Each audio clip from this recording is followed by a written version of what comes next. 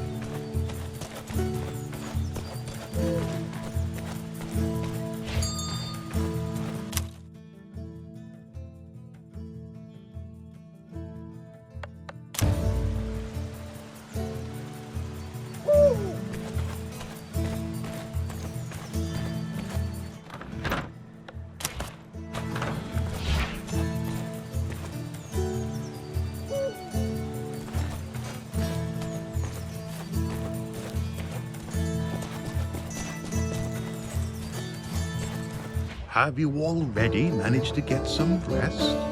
Good friend. It'll never cease to amaze me how quickly you recover. But so little sleep can't be good for you. It's good for you, as long as you have water instead of wine, good friar.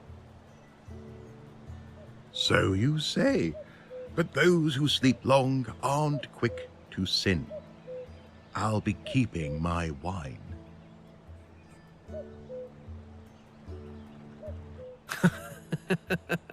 I knew how you'd react. Take it easy, Tuck. Your cask supply's safe. I should think so. It's a strategic reserve for a time of crisis. Certainly. Not another word. I take it you make yourself so exhausted you can't keep track of your things. Where's your bow? This time I didn't lose anything. I broke it during a hunt. We've had so much work with building a new village that I haven't had time to craft a new one yet. The forest hasn't been kind to us of late. The worst is behind us, however, and you can take to making your bow in peace. Grab a hatchet and fell a few trees. The wood should suffice for both the bow and the arrows. I have a hemp cord here that should do as a bowstring. That's all the help I need. Thank you, Tuck. A bow is crucial for survival. See to crafting it, but be right back. Our village needs your help.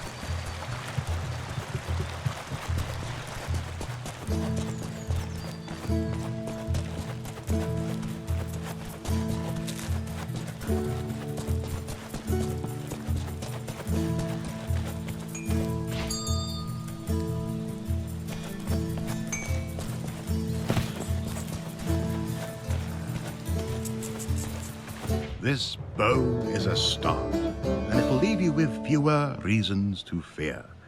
Unless you get on Marion's bad side again and suggest a post in the kitchen for her. Even the purest steel and holy water wouldn't help you then. Time's long past. We've explained things to each other and agreed I wouldn't make this mistake again. Speaking of whom, have you seen her anywhere? Calm yourself. No one's lured her into a trap this time. She said she absolutely had to go and help with the locals, so she'll be back soon.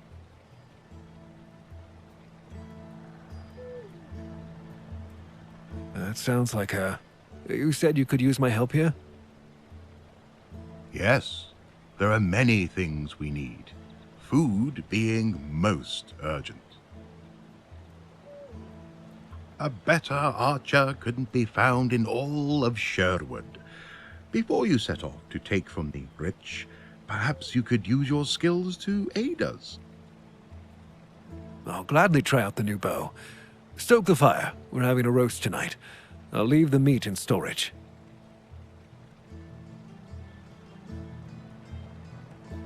Everyone in the village is working so intensely. A small feast should lift their spirits.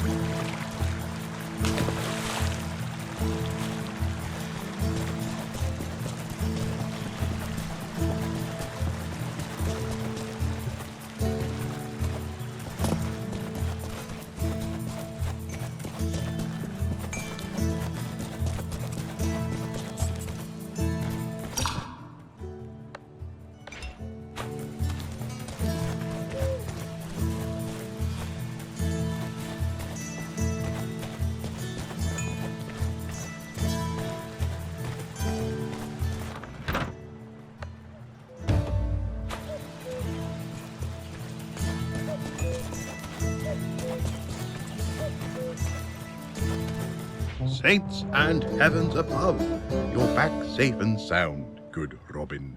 Allow me to ask, how goes the matter of our does? Was your hunt successful? How long have we known each other that you still need to ask? My eyes haven't failed me this time either. I just hope that there's enough for everyone. Please, make sure they have a warm meal today. By the Blessed Mother, of course it shall be done. Well fed and under your leadership, they will soon take up proper work. What do you mean by that? The expansion of our settlement, of course. The merry men are starting to run out of breathing room. You are surrounded with many loyal people. Each of them needs a roof over their head. The more houses there are, the more able bodies we'll have for work. I think I know what you're hinting at, Tuck. Have I become that predictable? In that case, I won't beat about the bush. We need wood to construct homes for the village's inhabitants. There's more of us here with each passing day.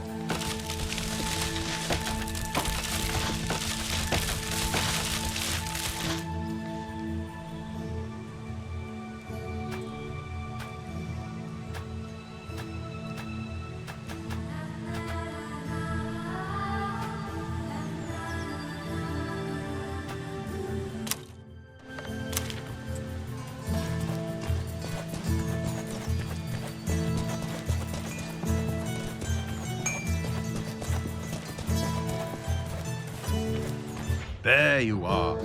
I saw the new building. A fine job. I've always believed that carpentry is an exceptional craft. True. Looks cozy. Well, time for those who live there to earn their keep. Fortunately, none of them expect a free dinner. We have a few tool production specialists here, and if you build a furnace, you will see that for yourself. Tuck, are you trying to use some underhanded ploy to send me out into the woods? God forbid. This time to the quarry. The furnace requires stone. Extract it and watch over the construction. You won't regret it, as we'll need the tools that the furnace provides.